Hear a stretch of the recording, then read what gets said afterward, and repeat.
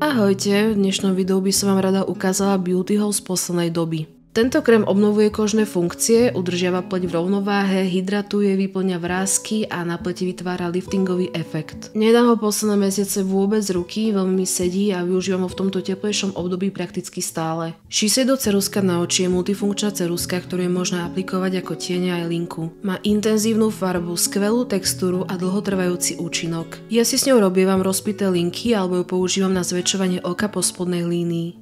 Set viacerých lipglossov mi priniesol tatino z Ameriky, takže som vôbec nemala žiadne očakávanie od tohoto produktu. Na fotkách vyzerá super, takže tam si našiel svoje využitie, ale ja nemám rada na perách lepkavý pocit, takže nepatria k mojim favoritom. Metalický tekutý tieň s vysokým krytím je presne to, čo som hľadala viac ako rok. Dokáže až na 12 hodín vytvoriť zvodný pohľad na romantické večere, ale aj divoké party. Tieto očné tiene sa rýchlo nanášajú, no ten česnat je ten najkrajší, aký som kedy mala.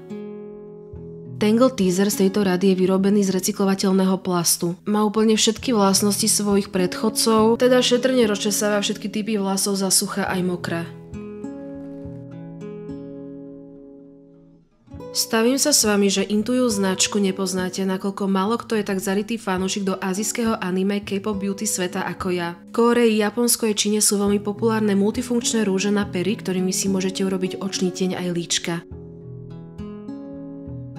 Opäť od tejto značky mám takýto matný našľahaný rúž. Je to presne môj odtieň, mne sa totiž hodia si to červené, tehlové, tmavohnedé až čierne farby. Naozaj na ne nedám dopustiť, aj keď výdrž by mohla byť lepšia.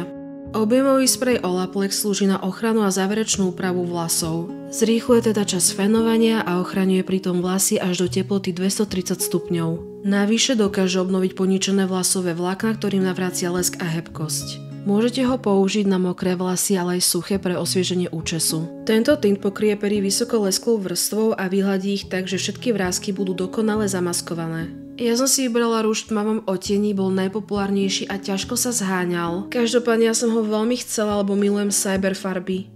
Po zlúpnutí je tint jemnučký a nikde sa neotláča. Konturovacia ceruska dodáva perám intenzívnu farbu a zdôrazňuje naturálny tvar pier. Vydrží až 8 hodín a je vhodná na každodenné líčenie. Textilná maska sa dokonale prispôsobí kontúram tváre. Rastlinné zložky pomáhajú redukovať výskyt vrások, zároveň vyživujú a hydratujú pokožku.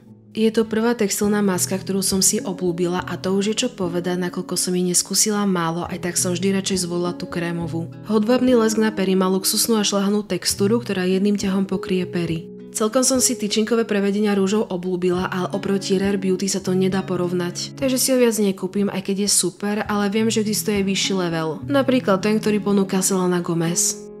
Milujem svoje jemné pehy a vždy, keď ich musím zakryť make-upom, ma to veľmi mrzí. Našla som však alternatívu, ktorú praktikujem v rôznych obmenách už 8 rokov a to je ich opätovné zvýrazňovanie. Najrýchlejší a najprirodzenejší spôsob je nástrek nejakého pigmentu. Tento sprej je na to najlepší, lebo urobí dokonalý cute festivalový look.